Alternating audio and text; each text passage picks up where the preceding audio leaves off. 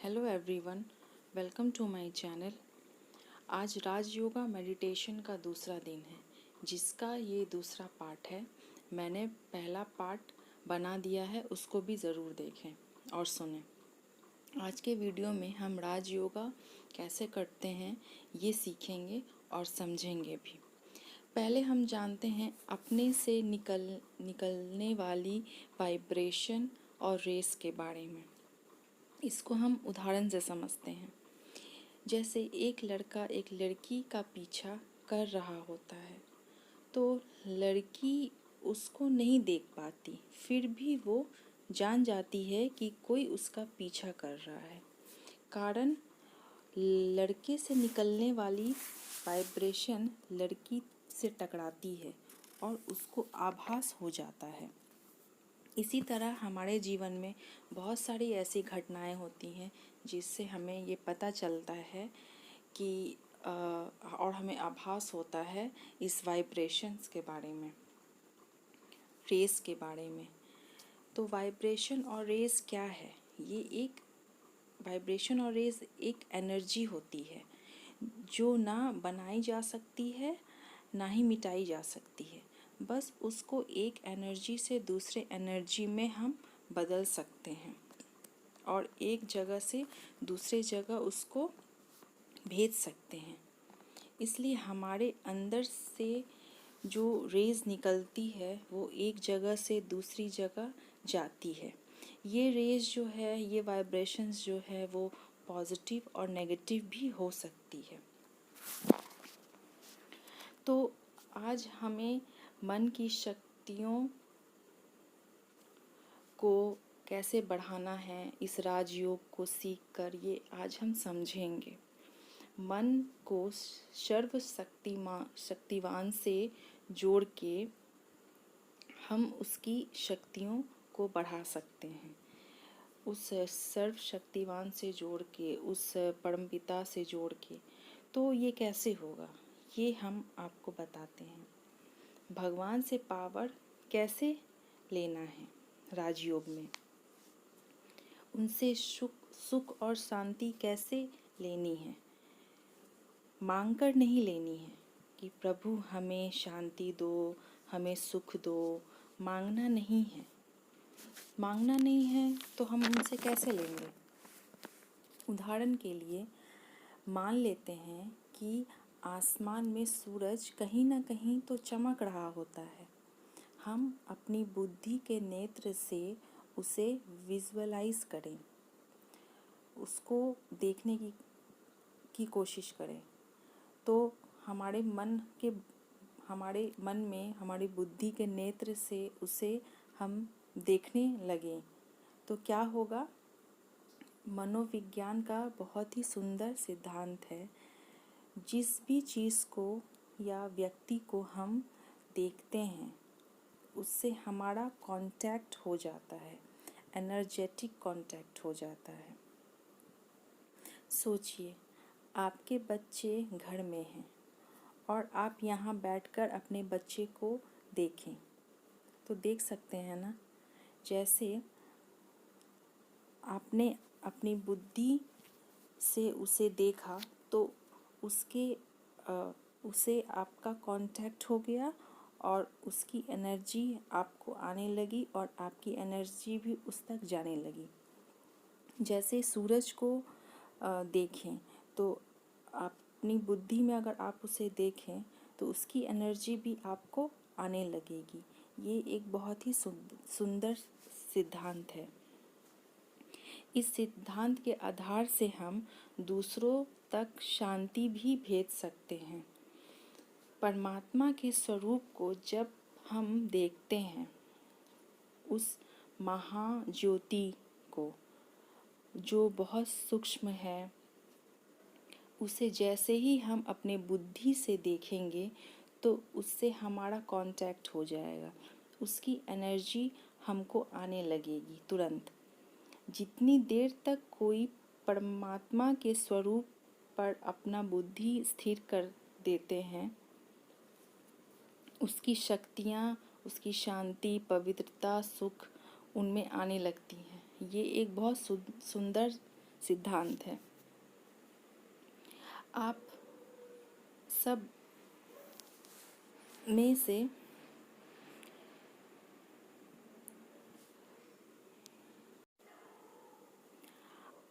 में से किसी ने भी अगर भक्ति को किया होगा तो देखा होगा कि हर देवी या देवता का एक मंत्र होता है। मंत्र जाप करने के साथ साथ उस देवी देवता के स्वरूप पर अपना ध्यान स्थिर करना होता है। अगर कोई ऐसा नहीं करता तो उसे संपूर्ण प्राप्ति नहीं होती। मंत्र के साथ अगर हम अपना ध्यान उस देवी देवता पर स्थिर किए हुए हैं तो उसकी एनर्जी हम में आने लगती है। अगर ध्यान कंसंट्रेट किए बिना ही जाप कर रहे हैं तो आधी प्राप्ति होती है। तो हम सब अपनी बुद्धि को परमात्मा में लगाते हैं तो उसकी शक्तियाँ भी हमें आने लगती है। तो इस तरह हमारे मन की शक्तियाँ भी बढ़ेंगी और जो भी हम जीवन में चाहते हैं वो सब हम पा सकेंगे, बस उस एक परमात्मा को याद करके। आज तक भगवान से सुख मांगने के लिए हम उसकी पूजा आराधना करते थे, उसके लिए उपवास व्रत करते थे, लेकिन भगवान खुद आकर समझाते हैं कि हम आत्माएं उनकी संतान हैं। उनके पास जो कुछ भी है वो सब के हम अधिकारी हैं। आप सोचिए, आपके बच्चे को अगर कुछ चाहिए तो क्या आप उसे भूखा रहने को कहेंगे? फिर आप उससे खुश होंगे और फिर आप उसकी इच्छा पूरी करेंगे? नहीं ना। उसी तरह हम आत्माएं उस परम पिता की संतान होने के नाते सब कुछ के अधिकारी हैं, उस सर्वशक्तिवान की संतान हैं। तो हमारे अंदर भी वो सारे गुण और शक्तियाँ हैं जो परमात्मा में हैं, लेकिन वो सब हम भूल चुके हैं।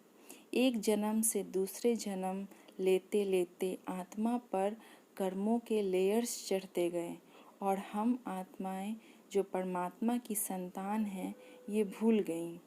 देहभान में आकर खुद को देह समझने के कारण हमारी सारी शक्तियाँ खत्म हो गईं। अब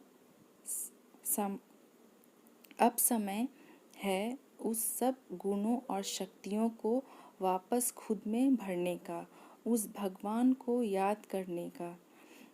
हमें खुद ही पहचान नहीं थी कि भगवान कौन है, कहाँ है, ये भी पता नहीं था। इसलिए हम जिसकी भी पूजा करते थे हमें उसका रिज़ल्ट उतना नहीं मिलता था जितना मिलना चाहिए, क्योंकि सही पहचान नहीं होने के वजह से हमारी प्रार्थना सही जगह पर नहीं पहुंच पा रही थी। हम दूसरों से प्यार मांगते थे, जीवन में कैसे शांति आए, सुख आए, इसकी तलाश में हम बाहर रहते थे। कुछ भी सहने की शक्ति हमारे अंदर नहीं रह गई थी। सबसे उम्मीदें लगाए रहते थे, सबको खुश करने के पीछे रहते थे ताकि सबसे प्रशंसा मिले, सबसे प्यार मिले, लेकिन असलियत में अंदर ही अंदर उस खालीपन को भरने की कोशिश में रहते थे। आजकल ऐसा क्यों हो रहा है? क्योंकि खुद की पहचान नहीं है। हम आत्मा हैं, ये शरीर नहीं। आत्मा के जो मूल्य गुण हैं, सुख, शांति, प्रेम, आनंद, ज्ञान, शक्ति, पवित्रता, ये सब हम भूल चुके थे। जैसे हर कोई ने ये तो अनुभव ज़रूर किया होगा कि हर इंसान किसी न किसी के पीछे भाग रहा है। उसका मन शांत नहीं है, खुश नहीं है। किसी के जीवन में शांति की कमी है तो किसी के जीवन में प्रेम की कमी है। कोई बहुत असंतुष्ट है अपने जीवन से तो कोई अज्ञानता में फंसा हुआ है, क्योंकि सबको लगता है कि ये सब बाहर से मिलता है, सब दूसरों पे डिपेंड है सुख, शांति, प्रेम के लिए। हम खुद को भूल चुके हैं कि ये सारे गुण तो हमारे अंदर होते हैं, इसको बाहर ढूंढना बेकार है। उससे क्या होगा, उसे सिर्फ और सिर्फ निराशा ही मिलेगी। इसको ऐसे समझते हैं, मानो आपने कहीं पे कुछ पैसे रखे थे किसी पर्स में, और रखने के बाद आप उसको भूल जाते हैं। जैसे जैसे समय गुजरता है आप उस पर्स के ऊपर और कुछ सामान रखते जाते हैं, जिससे वो पर्स बहुत ही अंदर चला जाता है और दिखाई भी नहीं देता। कुछ दिनों बाद आपको पैसों की ज़रूरत पड़ती है, तो आप क्या करेंगे? आपके पास कुछ भी पैसे ना हों तो आप क्या करेंगे? किसी दूसरे से मांगेंगे, यही करेंगे ना। जबकि आपके पास पैसे हैं, बस ज़रूरत है आपको याद आ जाए कि आपके पास वो पैसे हैं, तो आपको किसी के सामने हाथ फैलाने की ज़रूरत नहीं पड़ेगी। बिल्कुल हमारे साथ जीवन में यही होता है। इस आत्मा में सातों गुण भरपूर भरे हुए हैं, बस उसके ऊपर कर्मों के लेयर्स चढ़ने की वजह से हम अपने गुणों को भूल गए हैं। हर एक आत्मा प्रेम स्वरूप है, शांति स्वरूप है, आनंद स्वरूप है, पवित्रता स्वरूप है। मतलब जो गुण उस परमात्मा के हैं वो सारे गुण हमारे अंदर भरपूर हैं। बस ज़रूरत है हमें उसे इमर्ज करने की। हम खुद को ये जितनी बार याद दिलाएंगे कि मैं आत्मा हूँ और शिव बाबा को याद करेंगे, उतना हमारे अंदर वो सारे गुण भरते जाएंगे। हमारे ऊपर से ये लेयर्स हटती जाएंगी और सारे गुण धीरे धीरे हमारे अंदर से निकलते जाएंगे। ये बहुत ज़रूरी है याद करना कि मैं एक आत्मा हूँ, तभी हमारा कनेक्शन उस शिव बाबा से, उस परमात्मा से जुड़ सकेगा। मेडिटेशन का नाम सुनते ही तो डर लगता होगा। मेडिटेशन कैसे करते हैं? सभी जगह यही लगता होगा ना कि एक जगह घंटों बैठे रहो और दोनों आईब्रोज के बीच में देखने की कोशिश करो। नहीं, ऐसे योग नहीं लगता, इसे हठ योग कहेंगे। ऐसा करने से माइंड पर प्रेशर पड़ सकता है, आपको हेडेक भी हो सकती है। आज जो योग हमने सीखा वो स्वयं परमात्मा ने सिखाया है, जो सबसे इजी है, इसलिए इसको सहज योग भी कहते हैं। आपने बहुत टाइप्स के मेडिटेशन प्रैक्टिस किए होंगे, बहुत योग का नाम सुना होगा, लेकिन ये योग सबसे उच्च है, सबसे इजी है, सबसे ज़्यादा असरदार है, क्योंकि ये हमें सोर्स से कनेक्ट करता है, उस सुप्रीम पावर से कनेक्ट करता है। इसको ऐसे समझते हैं, मानो एक मैथ्स का कोई बहुत मुश्किल प्रॉब्लम सम्स है, उसको कोई स्कूल का टीचर 2 पेज में सॉल्व करेगा।